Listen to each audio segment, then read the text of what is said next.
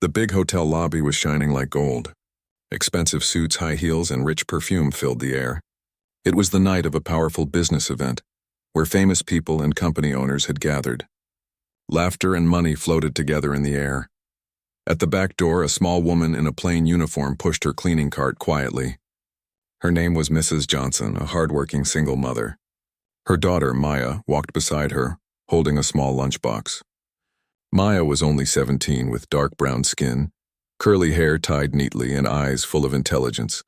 Her mother told her to wait near the wall while she finished cleaning the hall before the guests arrived. Maya didn't complain. She was used to this life, watching her mother work while rich people ignored her like she was invisible. As the guests started coming in, Maya looked around. Everyone looked so powerful: tall men in black suits, women with shiny jewelry, people laughing with glasses of wine in their hands. Maya felt small but not afraid. She had learned from her mother to stand tall, even if the world tried to look down on her. Then the sound of loud laughter broke her thoughts. A group of men stood near the center table. They were joking and showing off.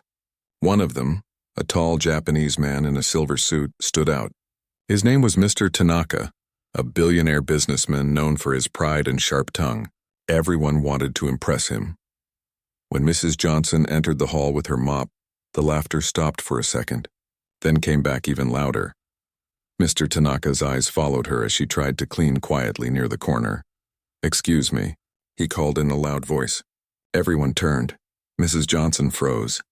"You missed a spot," he said, pointing to the floor near his table. His voice was cold and the people around him chuckled. Mrs. Johnson hurried forward, cleaning the small spot even though it was already clean. Maya watched from the side, her hands tight around the lunchbox. When Mrs. Johnson finished, Mr. Tanaka looked at her again and said, "You speak English, right?" Mrs. Johnson nodded slowly. "Yes, sir." He smiled in a mocking way. "Good. Then maybe you can teach your daughter to clean as well as you do. At least she'll have a job." The people around him laughed. Maya's cheeks burned, but she didn't say a word. Her mother whispered softly, "It's okay, Maya, ignore it." But Mr. Tanaka wasn't done. He opened his briefcase and took out a file filled with papers. Japanese writing covered the pages. He held them up and smirked. "Actually," he said loudly, "I need someone to translate this document into English. It's very important for our company, but I'm sure no one here can do it better than—" He paused, his eyes shining with sarcasm. "You, or maybe your daughter?" Laughter filled the hall again. "If she can translate this," he said, raising his voice so everyone could hear, "I'll give your mom my job." The room went quiet for a moment. Then people burst into more laughter. They clapped, some taking out their phones to record. Mrs. Johnson tried to smile weakly. "Please, sir, that's not necessary." But Maya stepped forward. Her heart was beating fast, but her face stayed calm. She looked straight into Mr. Tanaka's eyes. "Are you sure about that?" she asked softly. The room fell silent. Even the music in the background seemed to stop. Mr. Tanaka blinked, surprised by her tone. "What did you say?" he asked. Maya walked closer, standing beside her mother. "I asked if you are sure you want me to translate that paper," she repeated. Her voice was steady, polite, and strong. Mr. Tanaka laughed again, but there was a small crack in his pride now. "Of course. Let's see what you've got, little girl." Maya gently took the file from his hand. She looked at the Japanese words. Her eyes moved quickly, her lips forming silent sounds. The room watched in confusion. For a few seconds, no one spoke. Then Maya looked up and said, "This is a contract about a new import deal between your company and Osaka Trading Group. It also says the delivery date must be changed because of shipping delays caused by bad weather." Mr. Tanaka's face went blank. The laughter around him died. People looked at each other. How do you know that?" he asked slowly. Maya smiled a little. "Because I can read it," she said. "You said if I could translate it, you'd give my mom your job. Do you still want to keep your promise?" Gasps filled the room. Mr. Tanaka's jaw tightened. His hands trembled slightly as he took the file back. Everyone stared at Maya, the quiet black girl who just turned the billionaire speechless. Her mother covered her mouth in shock. Tears filled her eyes, not from sadness but pride. Maya didn't smile or show off. She just said softly, "Next time, sir, be careful who you laugh at." The crowd stood frozen. Some clapped quietly. Mr. Tanaka said nothing. His arrogance had disappeared like smoke. That night, Maya and her mother left the hall together. The rich lights of the hotel still shined, but for the first time, Maya felt brighter than all of them. The next morning, the story of the girl who spoke Japanese had already started to spread. People who were at the party shared videos online. Some laughed, some admired, and some simply couldn't believe that a teenage black girl had silenced a billionaire in front of everyone. But Maya didn't care about fame. She only cared about one thing: her mother's smile that night. For the first time, her mother looked proud instead of tired. That memory stayed warm in Maya's heart. At school the next day, her classmates whispered behind her back. "Hey, did you see the video?" one girl said. "She actually spoke Japanese." Maya kept her head down. She didn't like attention.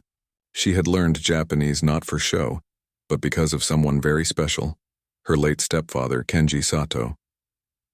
Kenji had been a kind man from Osaka who married her mother when Maya was 10. He wasn't rich or famous, but he taught Maya something more valuable: patience and knowledge. Every night he would tell her stories in Japanese and explain what each word meant. "Language is a bridge," he used to say. "When you speak another language, you open another heart." Maya never forgot that. After Kenji passed away from illness 2 years ago, she kept studying Japanese every night. It was her way to stay close to him. Now that hidden gift had been shown to the world. A week later, Maya and her mother received an unexpected call. It was from Mr. Tanaka's assistant. Her mother looked nervous as she answered, "Yes." "This is Mrs. Johnson," she said softly. "Oh, Mr. Tanaka?" Her voice trembled. "Yes, of course. We can come tomorrow." When she hung up, she looked at Maya with wide eyes. "He wants to meet us," she said. "At his office," Maya frowned. "Why?"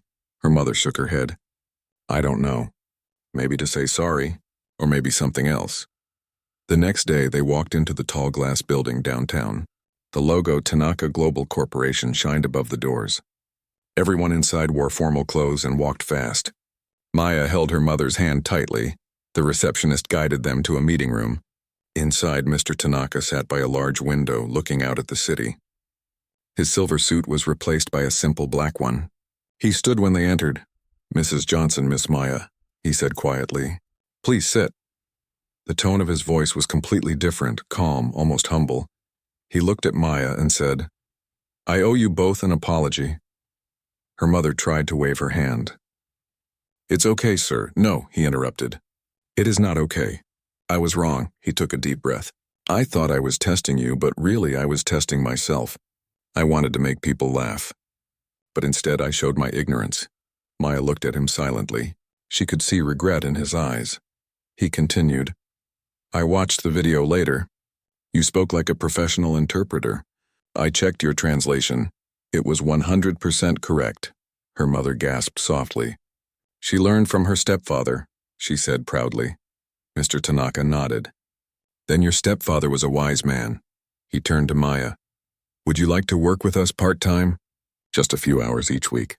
I want you to help with Japanese communication for our youth program." Maya blinked. "Me? Work here?" "Yes," he said. "You'll be paid fairly. You'll also get to attend language workshops and maybe learn some business too." Her mother covered her mouth. Tears rolled down her cheeks. Maya smiled gently. "Thank you, sir. I'll do my best." Weeks passed. Maya started going to the office after school. Everyone there knew her story. Some admired her. Others watched with quiet curiosity. But Maya didn't let attention change her. She came early, worked hard, and treated everyone kindly. Mr. Tanaka often watched her from his glass office. He saw how she helped employees who couldn't understand Japanese documents. Her translations were always perfect. She even began to teach simple Japanese phrases to some workers during lunch breaks. One afternoon, as she was leaving, Mr. Tanaka stopped her. "Maya," he said, "do you know what impressed me most that night?" She looked up. "What, sir?" He smiled slightly. "You didn't raise your voice. You didn't insult me. You let your knowledge speak for you. That takes real power." Maya nodded. "My stepfather used to say, 'Loud people talk. Wise people show.'" Mr. Tanaka chuckled. He was right, but not everyone liked her success. Some coworkers whispered behind her back. "She's only here because of that video," one woman said. She embarrassed the boss, another added. He just feels guilty. Maya heard the whispers but said nothing. She focused on her work. One evening, as she walked past the main office, she saw Mr. Tanaka on a video call, speaking in Japanese. He looked stressed. The translator beside him struggled to keep up. Without thinking, Maya stepped in. "Excuse me, sir," she said softly. "May I help?" He nodded quickly. Maya listened to the client and translated smoothly, adding polite Japanese expressions that impressed everyone on the call. The client smiled and bowed on the screen. When the call ended, Mr. Tanaka turned to her, amazed. "Maya, you just saved $1 million deal," she smiled. "I just spoke from my heart, sir. That's how my stepfather taught me." That night, as she and her mother walked home under the city lights, Maya felt something change inside her. The humiliation from before had turned into opportunity. Her mother held her hand tightly. "I told you," she said softly. "Good things grow from pain."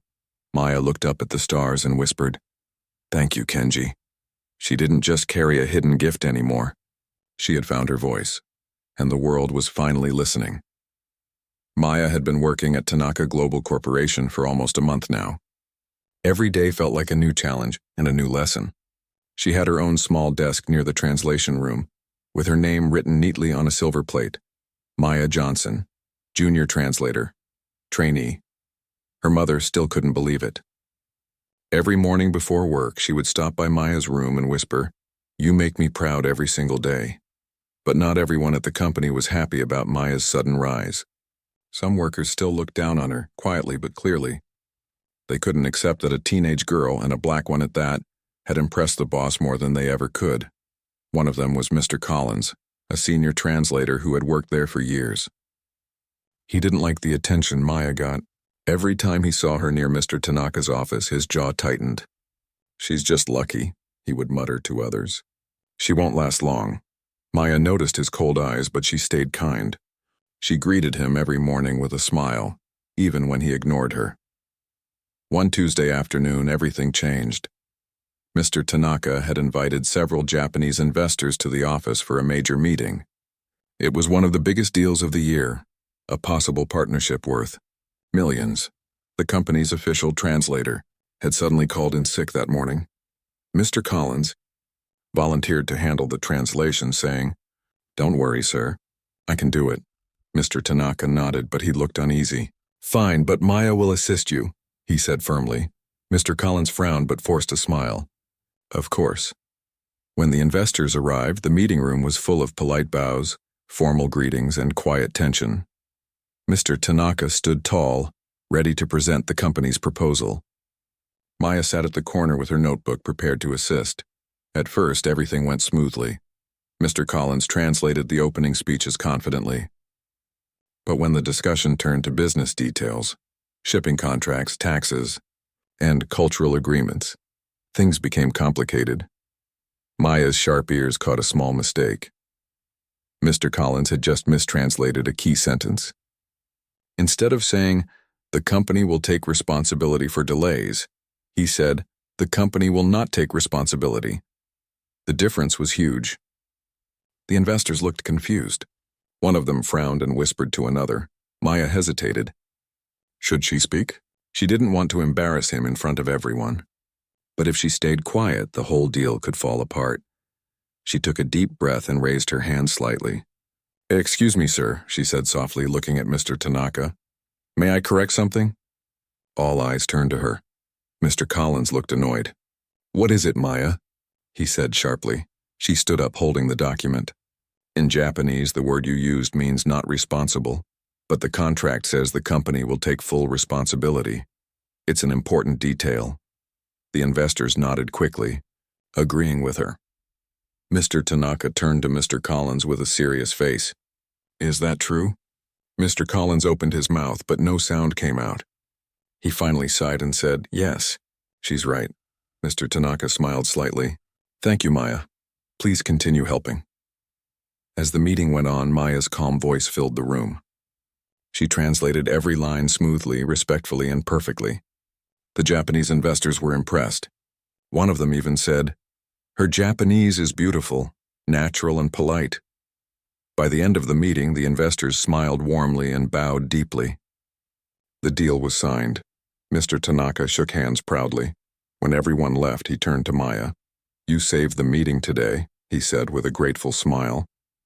"That one correction could have cost us everything." Maya bowed politely. "I only did what was right, sir." Mr. Collins stood at the corner, red-faced and silent. Later that evening, as Maya packed her things, she found a small note on her desk. It said, "You embarrassed me today. Enjoy your moment while it lasts." The handwriting was rough. Maya sighed. She didn't need to guess who wrote it. But instead of feeling afraid, she smiled. She had learned something important. When people fear your light, it means you're shining. That night at home, her mother made her favorite dinner, rice and miso soup, just like Kenji used to make. "You look tired," her mother said gently. Maya smiled. "A little, but I think I did something good today." Her mother touched her hand. "You don't need to prove yourself to anyone. Just keep being you." Maya nodded. "I'm trying, Mom, but sometimes people don't like seeing me succeed." Mrs. Johnson smiled softly. "Then you show them how kindness wins. Always." The next morning, Maya walked into the office again. Something was different. When she entered the hallway, people whispered, but not with mockery. This time it was admiration. "Did you hear what she did?" someone whispered. "She saved the whole deal." "She's amazing," another said. When Maya reached her desk, she found a small white envelope with her name on it. Inside was a letter from Mr. Tanaka. "Maya, you've shown more professionalism and courage than many adults. Starting next week, I want you to officially join the translation department as a paid intern. Congratulations." Maya's eyes filled with tears. She covered her mouth, whispering, "Thank you." At that moment, she remembered her stepfather's voice in her mind. "Language is a bridge, Maya, and bridges are built one word at a time." She smiled. The humiliation that once hurt her had now turned into strength. But deep inside, she also knew this was only the beginning, because for every bridge she built, there would always be someone ready to burn it. The morning sun painted the city in soft gold. Maya walked into the tall glass building with her heart still full of disbelief. She was now an official intern at Tanaka Global Corporation. The letter in her bag felt heavier than paper. It carried the weight of her hard work, her patience, and her quiet strength. Her mother had hugged her before she left for work. "You're doing what people thought was impossible," she said proudly. "I'm proud of you, baby." But Maya knew success didn't always come with smiles. It also brought jealousy. Some people in the office had stopped greeting her. Others whispered when she passed. Only a few smiled genuinely, including Mr. Tanaka, whose attitude had changed completely. He was no longer the proud, mocking man who had once humiliated her mother. He was calmer now, more thoughtful, as if the girl who had spoken Japanese had opened something inside him he didn't know existed. One afternoon, Mr. Tanaka called Maya to his office. When she entered, he was sitting by the window again, looking out at the skyline. But this time there was no arrogance in his eyes, only something quiet. "Maya," he said, turning to her, "do you have a moment?" "Yes, sir." He stood up slowly and walked toward her. "I've been thinking a lot about that night.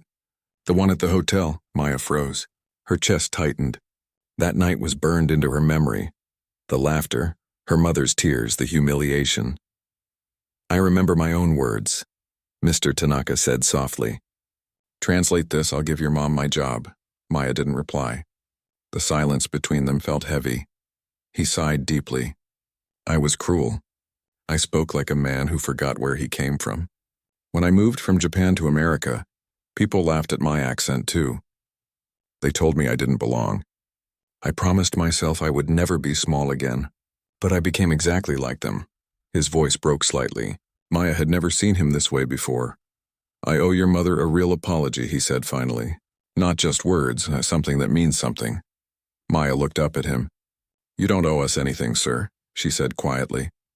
"You already gave me a chance." He shook his head. "No, Maya, a chance is not enough. I want to do what I should have done that night. Show respect." That evening, Mr. Tanaka asked Mrs. Johnson to come to his office. When she arrived, she looked nervous, her hands trembling slightly. She wore her simple uniform, unaware of the reason for the meeting. "Mrs. Johnson," he said as she entered, "please sit." She sat down confused. Is everything okay, sir? Mr. Tanaka smiled softly. More than okay. I just wanted to thank you. Her eyebrows lifted. Thank me? For what? He looked toward Maya, who stood quietly near the door. For raising a daughter who reminded me of my own humanity. Mrs. Johnson's eyes filled with tears. She just did what was right, she said humbly. He nodded. And you taught her that. That's rare. Then he placed a small folder on the table. Mrs. Johnson, you've been working here for many years, cleaning and helping everyone without complaint. I want to offer you a new position, supervisor of maintenance staff. You'll manage cleaning schedules, safety inspections, and receive a higher salary. Mrs. Johnson covered her mouth, speechless. Sir, I don't know what to say. Say yes, he said warmly. You've earned it. Tears rolled down her cheeks. Maya ran to hug her. For the first time in a long while, her mother's shoulders shook, but from happiness, not pain. Mr. Tanaka smiled quietly. Consider it my way of keeping my promise. Maybe I can't give her my job, but I can give her the respect she deserved that night. Over the next few weeks, the atmosphere in the office began to change. People started treating Maya and her mother differently. The same workers who once ignored Mrs. Johnson now greeted her respectfully as ma'am. Maya noticed that Mr. Tanaka often stopped by the translation room to ask how her studies were going. Sometimes he shared stories about his childhood in Japan, about his mother who used to sell food on the streets of Osaka to pay for his school fees. She was a strong woman, he said once. Just like yours, Maya smiled. Then maybe you understand her better than you think. He nodded. I do now. One Friday evening after everyone left, Maya was about to pack her things when she saw Mr. Tanaka standing by the window again, watching the sunset. You know, he said softly without turning. People think strength is power. But I learned something from you. Strength is grace under fire. Maya tilted her head. Grace under fire? He smiled. Yes. You stood in a room full of people who laughed at you and you didn't fight back with anger. You fought with knowledge. That's grace. Maya's lips curved into a small smile. My stepfather taught me that. He said, don't burn the world to prove your fire. Let your light speak for itself. Mr. Tanaka looked at her for a long moment, then said quietly, he must have been a great man. He was, Maya whispered. And I think he would have liked you now. For the first time, Mr. Tanaka laughed softly, not the proud laugh from the hotel, but a real one full of peace. As Maya walked home with her mother that night, the city lights glowed like stars around them. The same world that had once made them feel small now seemed full of promise. Her mother smiled and said, see, baby? Even rich hearts can change. Maya squeezed her hand. Yes, Mom, but only if they meet the right people. And that night, Maya realized something. Sometimes life gives you pain not to break you, but to prepare you for the moment when your courage can change someone else's heart. A few months had passed since that emotional day in Mr. Tanaka's office. Life had changed for both Maya and her mother. Mrs. Johnson now wore a new uniform, clean white with a small golden badge that said, Supervisor. She walked through the building with confidence, greeting her team and checking rooms. People respected her now, and she carried herself with quiet pride. Maya, on the other hand, had become something of a mystery inside the company. The girl who once stood in a ballroom, embarrassed by laughter, was now helping shape international projects. She translated reports, attended video calls with Japanese clients, and even suggested ideas that surprised senior staff. Mr. Tanaka treated her like a young professional, not a charity case. Whenever she entered the meeting room, he would nod and say, Maya, let's hear your opinion. And each time she spoke clearly, never afraid to share her thoughts. One afternoon, Mr. Tanaka called her into his office again. He looked serious but not upset, more like someone with a big plan in mind. Maya, he began, you've been doing excellent work. You're talented, focused, and humble, qualities many adults don't have. Thank you, sir, she said softly. He leaned forward. There's an opportunity coming. Our company has been invited to a global youth business exchange program in Tokyo. It's a short internship, just 1 month, but only one student can represent us. Maya blinked, unsure she heard correctly. Tokyo, as in Japan? He smiled. Yes. You'll meet other young people from around the world, learn about trade, and experience working in an international office. I want you to be our representative." Her heart raced. Tokyo, the land of her stepfather, the place she had only dreamed of visiting. "Me?" she asked again. "Are you sure?" Mr. Tanaka nodded. "You've earned it. You speak the language, you understand the culture, and most importantly, you have courage. But the decision must come from you." Maya didn't hesitate. "Yes, sir. I'll go." That night, when she told her mother, Mrs. Johnson dropped her spoon in surprise. "Tokyo, oh Maya, that's wonderful." But then her eyes filled with worry. "It's so far away. Will you be okay?" Maya smiled gently. "Mom, I'll be fine. You and Kenji always taught me to be brave." Her mother touched her cheek lovingly. "Then go, my daughter. Go show them who you are." A few weeks later, Maya was on a plane for the first time in her life. She pressed her face against the window as the city below turned into clouds. She carried only one suitcase, her stepfather's old Japanese dictionary and her mother's lucky bracelet. When she landed in Tokyo, everything felt strange and beautiful. The streets were clean, the people polite, and neon lights danced over the buildings like stars. She felt both small and infinite at the same time. The company there welcomed her warmly. They were amazed at her fluency. She began working with a small team of interns from different countries, Korea, France, and Canada. Everyone was curious about her story. During the first week, one of them, a tall boy named Ren, asked, "So you're the girl who corrected a billionaire?" Maya laughed shyly. "That was just one moment. I think life is about what you do after that." Ren smiled. "Then what are you going to do now?" She looked out the window at the shining city and said, "I'm going to learn everything I can and bring it back home." Days turned into weeks. Maya worked hard, helping the Japanese office communicate with global partners. Her polite language and warm attitude impressed everyone. Mr. Tanaka even called once to check on her. "How is Tokyo treating you?" he asked. "It feels like home," she said with a smile. "It reminds me of my stepfather." He nodded through the screen. "I'm proud of you, Maya. Make this month count." And she did. She visited schools, met young entrepreneurs, and even gave a small speech about cross-cultural understanding. The audience clapped loudly when she said, "Respect is the language the whole world understands." By the end of the program, Maya was chosen as one of the top participants. She received a certificate, a scholarship for future studies, and a standing ovation.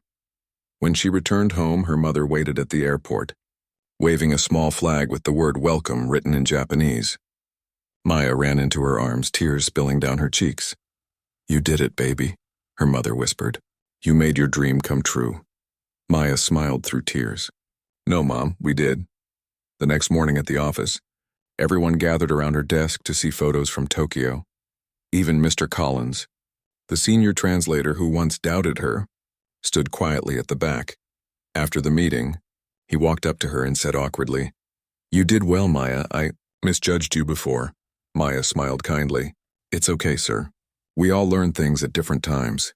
He nodded, humbled. Mr. Tanaka approached next, holding a small box. "For you," he said. Inside was a silver pen engraved with her name, Maya Johnson, and a single Japanese word below it, Kiseki, meaning miracle. Maya's eyes widened. "Sir, it's beautiful," he smiled.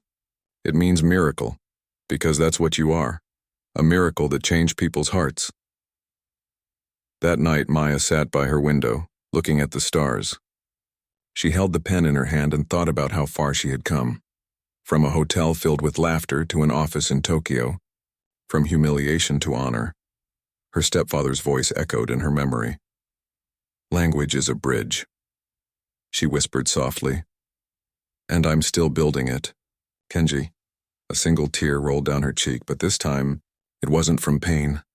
It was from peace. Months passed after Maya returned from Tokyo, but her story had already started to change lives, quietly, beautifully, and in ways she never expected.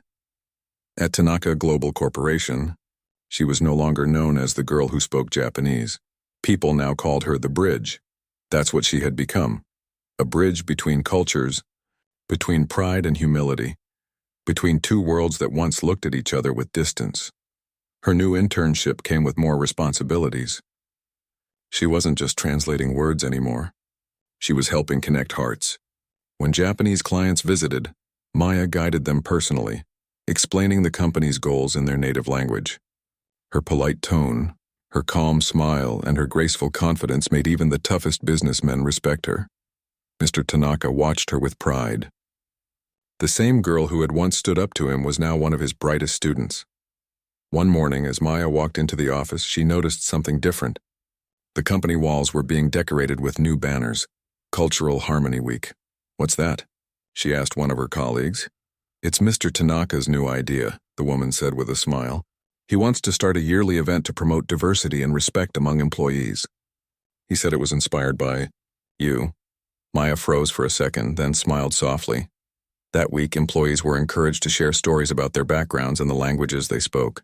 People brought food from their cultures, wore traditional clothes, and shared music from around the world. Maya even taught a short Japanese greeting class in the lunchroom. Laughter and clapping filled the air as workers tried to say "arigatou gozaimasu" correctly. Mrs. Johnson watched her daughter from the side with shining eyes. She had taken a short break from her supervisor duties to see the event. "That's my girl," she whispered proudly to one of the staff. "That's my Maya." That evening, after everyone left, Mr. Tanaka called Maya into his office. He was holding a framed photo, the two of them standing beside the Japanese flag during her Tokyo program. "I have something to show you," he said, placing the photo on his desk. "What is it?"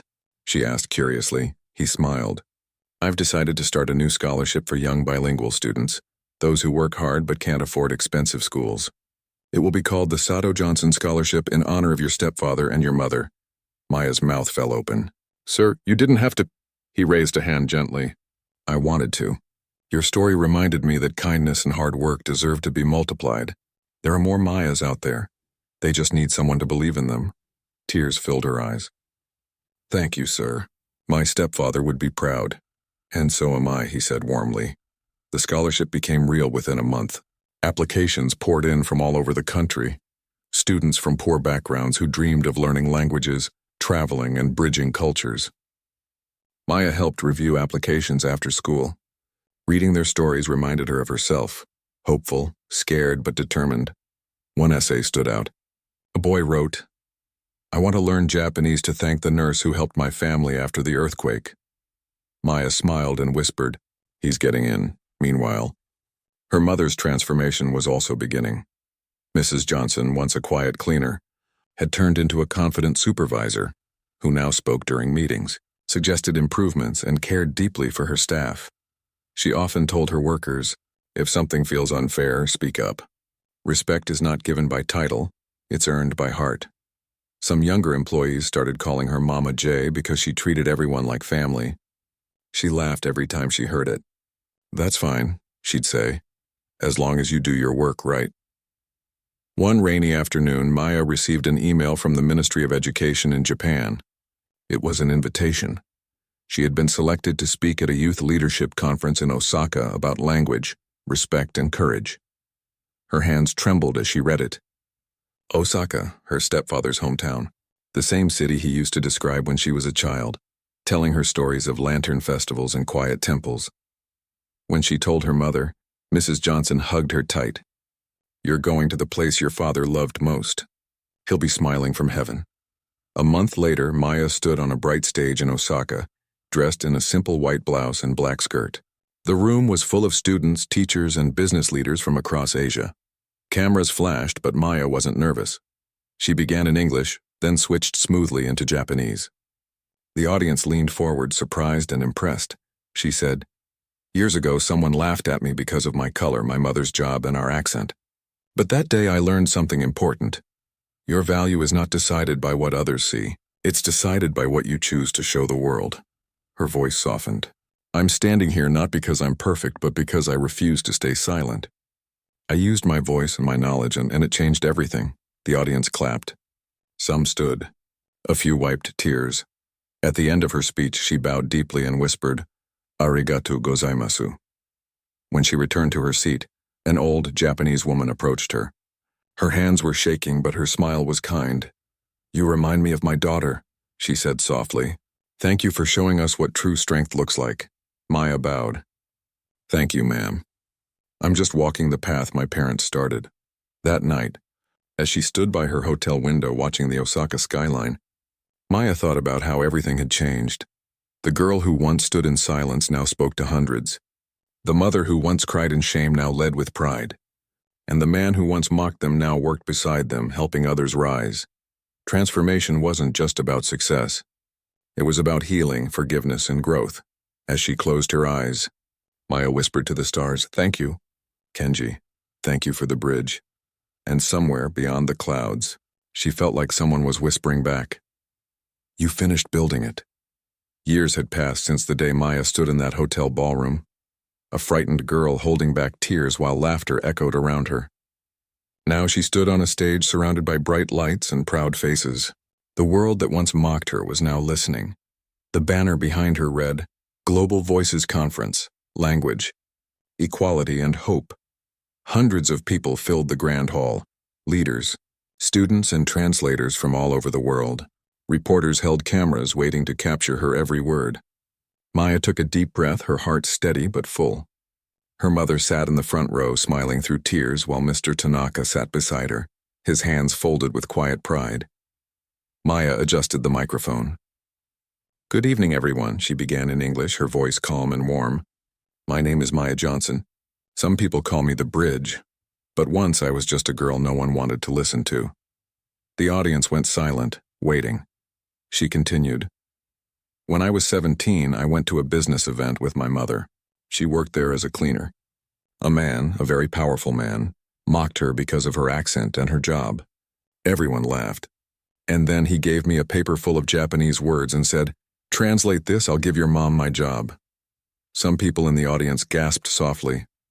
I could have stayed quiet," Maya said gently, but something inside me refused to. I read the paper in perfect Japanese. That night the room went silent, not because I was loud, but because I let my knowledge speak. She paused, looking around the hall. That night changed everything. Not just for me, but for him too. The same man who mocked me became my mentor. He taught me something powerful, that humility can be stronger than pride. Her eyes found Mr. Tanaka's. He gave a small nod, his eyes shining. Maya smiled softly. "Today I stand here not to talk about success, but about respect. My story isn't about revenge, it's about growth. It's about how forgiveness can turn enemies into teachers, and pain into purpose." She glanced at her mother in the front row. Mrs. Johnson had her hand over her heart, tears streaming freely. "My mother taught me something even greater," Maya said, her voice trembling slightly. She said, "Don't fight darkness with more darkness and light a candle instead." The audience listened in silence. "So I learned Japanese not to impress anyone," she continued. "I learned it to honor my stepfather, who believed that language is a bridge, one that connects hearts that look different, sound different, and live different." She smiled gently. And he was right, because when you learn another person's language, you learn their soul. The lights dimmed slightly as pictures appeared on the screen behind her. Photos of Maya teaching language classes to young children, visiting schools and standing with students from around the world. After that night, "I made it my mission to teach young people that every culture matters," she said proudly. Through the Sato Johnson Scholarship, hundreds of students are now learning languages and building bridges where walls once stood. Applause filled the hall, long and heartfelt. But Maya raised her hand softly, asking for quiet. "I'm not special," she said. "I'm just proof that your past does not define your future. I'm proof that the world can change when you choose kindness instead of anger." She looked at the crowd, faces from every race and nation, and said slowly, "Respect has no color, talent has no accent, and dignity has no price." The words echoed across the hall. Some people stood. Some cried. Cameras flashed like stars. After her speech, the hall rose in a standing ovation. Maya bowed deeply in the Japanese way. Her mother ran up to hug her, whispering, "You did it, baby. You spoke for all of us." Mr. Tanaka joined them, smiling softly. "You taught me more than I ever taught you," he said. "And you kept your promise. You built the bridge." Maya laughed through tears. "No, sir. We built it together." That night, a cool breeze brushed through the city as Maya and her mother walked home. The streets glowed with streetlights and soft chatter. Mrs. Johnson carried a bouquet of white lilies, a gift from Mr. Tanaka, while Maya carried a framed copy of her speech. "Do you ever miss the old days?" her mother asked quietly. Maya thought for a moment. "Sometimes," she said softly, "not because they were easy, but because they made me strong. Every insult, every laugh, it built the fire that brought us here." Her mother smiled proudly. "Then maybe that was the plan all along." Maya nodded. "Maybe." They stopped at a park bench under a street lamp. The night air smelled like rain and new beginnings. Maya took out her silver pen, the one engraved with kiseki, and wrote something at the bottom of her speech. Her mother leaned closer to read. It said, "To every girl who has ever been laughed at, ignored, or underestimated, your voice is not small. The world just hasn't learned to listen yet." A few weeks later, the video of her speech went viral. Schools invited her to talk. Language centers named programs after her. People sent letters saying she inspired them to learn, forgive, and believe again. But Maya never acted like a celebrity. She stayed the same, humble, gentle, and full of gratitude. On her office wall, she hung 2 photos side by side, one of her and her mother from that first humiliating night, and one of them smiling proudly at her global conference. Between them, she placed a small note that read, "Never be ashamed of where you come from, it's the map to where you're going." As years went by, Maya continued her mission, not chasing fame, but spreading hope.